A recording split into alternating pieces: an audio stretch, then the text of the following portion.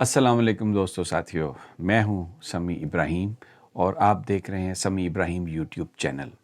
آج 16 جنوری اور جمعرات کی رات سن 2020،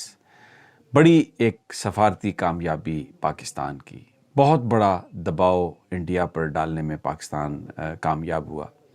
کس طرح سے یہ سب کچھ ممکن ہوا، اور جو اقوام متحدہ کی جو سیکیورٹی کونسل ہے، جسے ہم سلامتی کونسل کہتے ہیں، اس کے اندر کشمیر کے معاملے پر بھارت نے بہت کوشش کی کہ کسی طریقے سے وہ سب سے پہلے تو یہ کانفرنس نہ ہو، کس طریقے سے پاکستان نے اس کو مینج کیا وہ آپ کو آج بتائیں گے، اور پھر کونسل کے بند کمرے کے اجلاس میں کیا ہوا وہ آپ کے ساتھ شیئر کریں گے، اور پھر بھارت نے ایک ایسی بات کہی ہے جس کی توقع نہیں کی جا سکتی، وہ کس دباؤ کے تحت انہوں نے کی ہے۔ یعنی جو رویہ بھارت کا ہے، اب وہ اس طرح سے ہمیں نظر آ رہا ہے کہ جیسے وہ پاکستان کی طرف مذاکرات اور صلح کا ہاتھ بڑھانا چاہتا ہے۔ یہ سب کچھ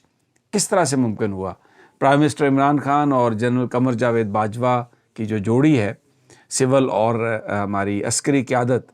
کس طریقے سے انہوں نے یہ آبجیکٹیو اچیو کیا، آج میں تفصیل سے آپ کو وہ جو ساری سفارتکاری ہے ہماری، اس کی میں آپ کو وہ دوں گا، اور آپ کو اندازہ ہوگا کہ اس محاذ پر پاکستان کتنی کامیابیاں حاصل کر رہا ہے۔ لیکن بڑی بدقسمتی ہے، ہمارا میڈیا کچھ ایسی چیزوں میں الجھ گیا ہے، کچھ ایسا تڑکا پالیٹکس کا اور دوسری چیزوں کا، کہ جو وہ معاملات جو بڑے اہم ہیں ہمارے لیے، وہ اتنی نمایاں جگہ انہیں نہیں ملتی۔ بہرحال میں یہ جو ساری تفصیل بیان کرنے سے پہلے میری آپ سے یہ درخواست ہے کہ اگر ابھی تک آپ نے میرے اس یوٹیوب چینل کو سبسکرائب نہیں کیا تو آپ سبسکرائب کر لیں، اور جو بیل آئیکن ہے اس کو بھی کلک کر لیں، تاکہ میری جو نئی ویڈیو ہے فوری طور پر آپ کے پاس پہنچ جائے جیسے ہی میں اس کو اپلوڈ کروں۔ اپنا فیڈ بیک ضرور دیجئے ہمیں، اپنا ویژن ہمارے ساتھ شیئر کیجئے، اس سے ہمیں بہت مدد ملتی ہے، بہت ہمیں چیزوں کو، سبجیکٹس کو، ایشوز کو سلیکٹ کرنے میں بڑی مدد ملتی ہے۔ اور اگر آپ اس ویڈیو کو پسند، اگر آپ کو یہ آئے تو اس کو ضرور شیئر کریں، تاکہ ہمارے دوسرے جو دوست ساتھی ہیں ان تک بھی یہ انفارمیشن پہنچ سکے۔ اب میں کیوں کہہ رہا ہوں، میں خبر کی طرف آتا ہوں، میں کیوں یہ کہہ رہا ہوں کہ بہت بڑی سفارتی کامیابی ہے۔ سب سے پہلے تو آپ یہ دیکھیں کہ سیکیورٹی کونسل کا ایک اجلاس ہوا جس میں مسئلہ کشمیر پر بات کی گئی، جب بھارت نے ایبروگیٹ کیا جو اسپیشل سٹیٹس تھا اور اپنے ساتھ کشمیر کو ملا لیا۔ وہ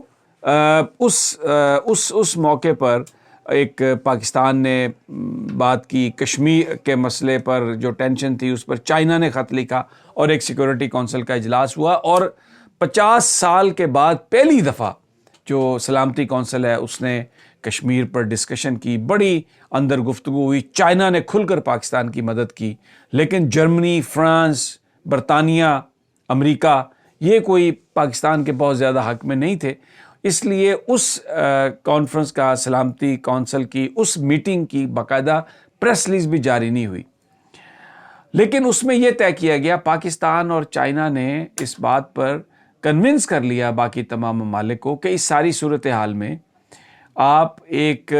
جو یونائٹڈ نیشن ملٹری آبزرورز ہیں، جو پاکستان میں بھی ان کا آفس ہے، بھارت میں بھی آفس تھا، لیکن بھارت نے ان کو وہاں سے پیچھے دھکیل دیا،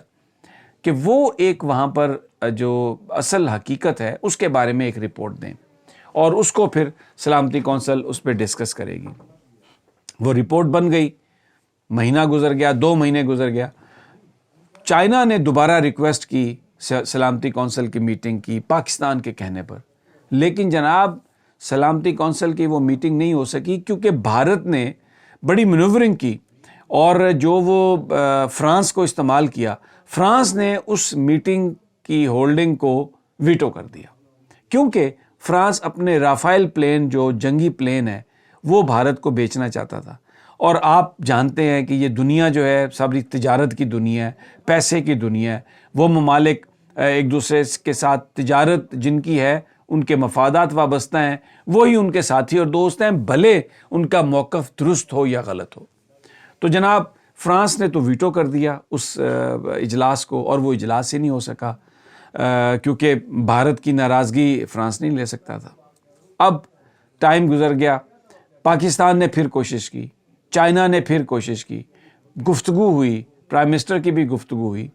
سعودی عرب سے بات ہوئی کہ وہ امریکنز کو اس بات پہ کنونس کریں کہ جو سیکیورٹی کونسل کا اجلاس ہے وہ تو ہونا چاہیے۔ پاکستان نے بڑی محنت سے، بڑی ہمت سے، پاکستانی فوج کے سربراہ نے یو اے ای کے حکمرانوں سے بھی یہ بات کہی، تمام جو عرب ہمارے دوست ہیں ان کے ذریعے یہ بات پہنچائی گئی، اور اس میں جو ہمارے عرب ممالک ہیں انہوں نے جو یورپین ممالک ہیں ان پر بھی اس حد تک ضرور اپنا اثر و رسوخ استعمال کیا کہ جو معاملہ ہے اس پر بات ہونی چاہیے۔ تو پھر چائنا نے دوبارہ ریکویسٹ کی اور اب سیکورٹی کونسل کا اجلاس ہوا بند کمرے میں۔ آپ کو پتہ ہے 15 ممبر ہے یہ سیکورٹی کونسل، اس کے 5 تو پرماننٹ ممبر ہیں جو نیوکلیئر پاورز ہیں، جس میں چائنا ہے، جس میں امریکہ ہے، جس میں رشیا ہے، فرانس ہے اور گریٹ برٹن۔ باقی اس کے علاوہ 10 دوسرے ممالک ہیں، میرے پاس یہ لسٹ ہے، میں آپ کو اس میں بتا دیتا ہوں۔ تیونس ہے، ڈومینیکن ریپبلک ہے، ایک چھوٹا سا ملک ہے بر اعظم امریکہ میں، اور اسٹونیا ہے، یہ بھی ایک چھوٹا سا ملک ہے۔ بیلجیم ہے، بڑا ایک انفلوئنشل ملک ہے یورپ کے اندر لیکن ہے چھوٹا۔ جرمنی ہے، انڈونیشیا ہے، ساؤتھ افریقہ ہے، نائجیریا ہے، ویتنام ہے۔ تو جناب یہ 15 ممبرز کا اجلاس ہوا، اور اس اجلاس میں ہمیں ذرائع یہ بات کو کنفرم کر رہے ہیں کہ کشمیر کے مسئلے پر بڑی کھل کر بات ہوئی، اور یونائٹڈ نیشن کے جو ملٹری آبزرورز ہیں ان کی رپورٹ پیش کی گئی جس میں بہت اٹراسٹیز کا ذکر تھا۔ وہاں پر بھی بھارت نے مینیپولیشن کی بہت کوشش کی، ڈنڈی بہت مارنے کی کوشش کی، کسی حد تک بھارت کامیاب بھی رہا، لیکن ذرائع ہمیں یہ بتا رہے ہیں کہ اس میں بڑی زبردست بات ہوئی، اور جو اندر کی خبریں ہیں ان خبروں کے مطابق چائنا اور رشیا نے پاکستان کے موقف کی بہت زیادہ مدد اور حمایت کی۔ انڈونیشیا بھی پاکستان کے حق میں بولا، بڑا کھل کر بولا۔ بیلجیم نے جو ہیومن رائٹس کی جو وائلیشن ہے اس پر اپنے شدید کنسرن کا اظہار کیا، اور ان کا یہ کہنا تھا کہ یہ ٹھیک نہیں ہے۔ ساؤتھ افریقہ، بڑے ان کے تعلقات ہیں انڈیا کے ساتھ، لیکن ہیومن رائٹس کے مسئلے پر انہوں نے بھی وہی پوزیشن لی اور کمپیل کیا کہ اس مسئلے پر جو معاملات ہیں وہ درست ہونے چاہیے۔ اب جناب یہ ساری سچویشن ہوئی، رشیا نے بہت کھل کر ساتھ دیا۔ چائنا نے یہ بات بتائی اجلاس کے اندر کہ یہ جو مسئلہ ہے، یہ مسئلہ اگرچہ اس کو حل پاکستان اور بھارت نے مل کر کرنا ہے، لیکن وہ دونوں نیوکلیئر کنٹریز ہیں، اور ان دونوں کے درمیان جو تناؤ ہے، ان دونوں کے درمیان جو ٹینشن ہے، وہ اس کا خاتمہ بہت ضروری ہے۔ اور ہم جو یونائٹڈ نیشن کی سیکورٹی کونسل کی قراردادیں ہیں،